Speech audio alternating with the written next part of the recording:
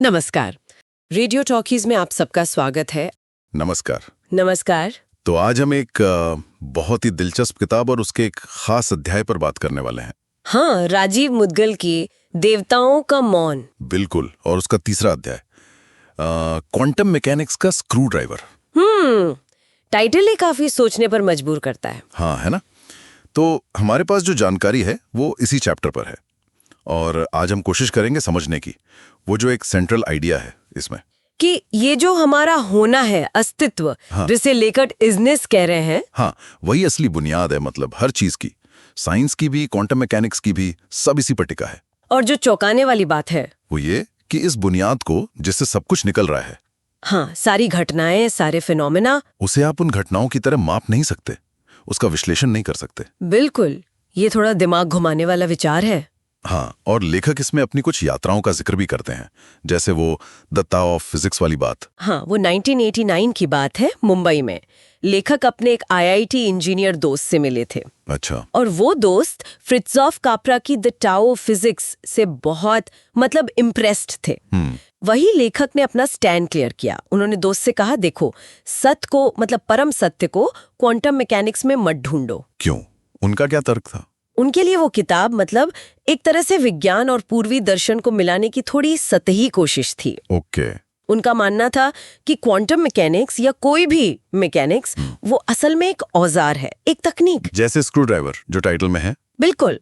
ये semiconductors, electronics, इन सब चीजों के लिए बढ़िया है, उपयोगी है, पर ये कोई परम सत्य या टाओ तक ले जाने वाला रास्ता नहीं है। मतलब उसे उस लेवल पे देखना ही गलत है। हाँ, लेखक के अनुसार ये एक भूल है। ये बस एक स्क्रू ड्राइवर है, काम का, पर है तो औजार ही। ये स्क्रू ड्राइवर वाली उपमा वाकई दमदार है। ये सीधे सीधे उस सोच को चुनौती देती है कि भाई, मॉडर्न फिजिक्स हमें गहरे रहस्यों के पास ले जा रही है। हाँ, बिल्कुल। तो अगर साइंस, खासकर क्वांटम मैकेनिक्स, सिर्फ एक औजार है, तो फिर वो असली चीज क्या है जिसे ये माप भी नहीं सकता? हाँ, यहीं पर चैप्टर का कोर आइडिया आता है। वो बुनियादी चीज है ये होना, ये इजनेस, हमारा अस्तित्व। हाँ, ये किसी भी खोज, किसी भी विश्लेषण से पहले है। ये उसकी प्री कंडीशन है, कह सकते हैं। मतलब क्योंकि कुछ है। बिल्कुल, क्योंकि कुछ है तभी तो हम उसके बारे में सोच सकते हैं, विज्ञान कर सकते हैं, उसे समझने की कोशिश कर सकते हैं। और ये होना खुद कोई और चीज नहीं है जिसे मापा जाए। नहीं, ये खुद कोई और घटना या फिनोमेनन नहीं है जिसे आप इंस्ट्रूमेंट से नाप लें। ये तो वो जमीन है जिस पर सब कुछ हो रहा है। तो ये जो अस्तित्व है, ये होना, ये हमारे अनुभव और समझ का आधार तो है, पर ये खुद अनुभव या समझ का ऑब्जेक्ट नहीं बन सकता। हाँ, सही पकड़ा आपने। क्योंकि सारे टूल्स, चाहे वो साइंस के हों या हमारे सोचने के, वो सब इसी होने के अंदर ही काम करते हैं। एग्जैक्टली।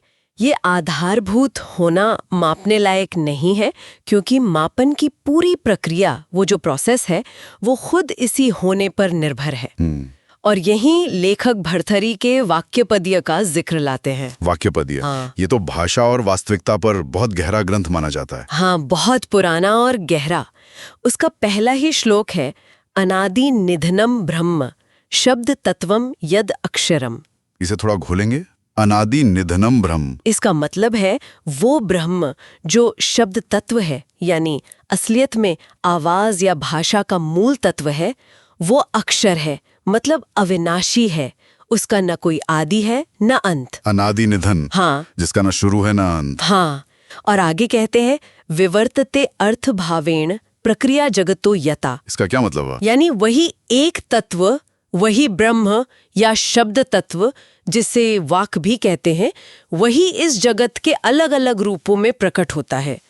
जैसे अनुभव करने वाला यानी हम, अनुभव की चीजें यानी दुनिया, और अनुभव का प्रोसेस, ये सब उसी एक से निकल रहा है या रूपांतरित होता हुआ लग रहा है। अच्छा, तो ये दुनिया जैसे हम एक्सपीरियंस करते हैं, जैसे साइंस मापता है, वो सब उसी एक अमापनीय अविनाशी ब्रह्म या वाक का ही प्रकटीकरण है, एक तरह का मैनिफेस्टेशन। हाँ, यही वो गहरा अद्वैत विचार है कि अंत में सब कुछ एक ही है, ब्रह्म और वाक एक है। और भाषा, क्योंकि वो भी तो वाक से जुड़ी है। बिल्कुल, हम उसी भाषा से बनी दुनिया में जी रहे हैं जो उसी ब्रह्म वाक की अभिव्यक्ति है।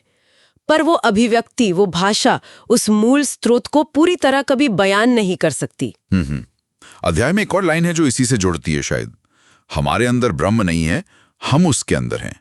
ये थोड़ा पर्सपेक्टिव बदलता है। हाँ, ये बहुत जरूरी नजरिया है। हम अक्सर कहते हैं भगवान मेरे अंदर है, हाँ, कॉमन है ये। लेकिन ये विचार कहता है कि नहीं, हम उस परम वास्तविकता का हिस्सा हैं। वो हमारे अंदर कैसे समा सकता है? हम उसके अंदर हैं। जैसे हम रोशनी में हों, ना कि रोशनी हमारे अंदर। बिल्कुल, we are ignited by Brahman. The light of Brahman is atma. हम उस ब्रह्म के प्रकाश से प्रकाशित है। ये हमें अपनी लघुता और उस विराटता से हमारे कनेक्शन का एहसास कराता है। सही है। इसे वेदांत की समझ का पहला कदम भी कहा गया है। हाँ, तो हमने देखा कि क्वांटम मैकेनिक्स एक उपयोगी स्क्रू ड्राइवर है, हाँ। पर वो आखिरी सच नहीं है। नहीं, असली बुनियाद है वो होना, वो इजनेस, जिसे मापा नहीं जा सकता। हाँ। और जिसे भर्तृहरि अनादि निधन ब्रह्म या वाक कह रहे हैं। हाँ, वही। और हम उस ब्रह्म के अंदर हैं, ना कि वो हमारे अंदर। ये सब हमें कहाँ लेकर जाता है? देखिए, संक्षेप में कहें तो ये अध्याय हमें याद दिला रहा है कि जो रियलिटी हम अनुभव करते हैं, जिसे मापते हैं, वो एक ज्यादा गहरी अमापनीय मौजूदगी या होने पर टिकी है। विज्ञान घटनाओं को खोजता है, फिनोमेना को, लेकिन ये जो मौलिक आधार है, ये उस खोज से पहले आता है। ये उसकी शर्त है। ये खुद कोई और मापने लायक चीज नहीं है। और फिर अध्याय हमें आखिर में एक सवाल पे छोड़ देता है। अतः तो ब्रह्म जिज्ञासा। हाँ, यानी अब ब्रह्म को जानने की इच्छा, जिज्ञासा। पर सवाल ये है, और ये बहुत बड़ा सवाल है, कि अगर ये बुनियाद, ये होना हमारे सारे मापने और समझने के औजारों से, साइंस से, यहाँ तक कि भाषा से भी परे है या उनसे पहले है, तो इसकी खोज कैसे शुरू हो? अगर मापना या विश्लेषण करना संभव नहीं है, तो फिर ये जानना किस तरह का होगा? ये कैसा अनुभव होगा? ये वाकई एक गहरा सवाल है। हाँ, तो इसी विचार के साथ आज की ये चर्चा यहीं समाप्त करते हैं। अगली बार फिर मिलेंगे रेडियो टॉकीज पर।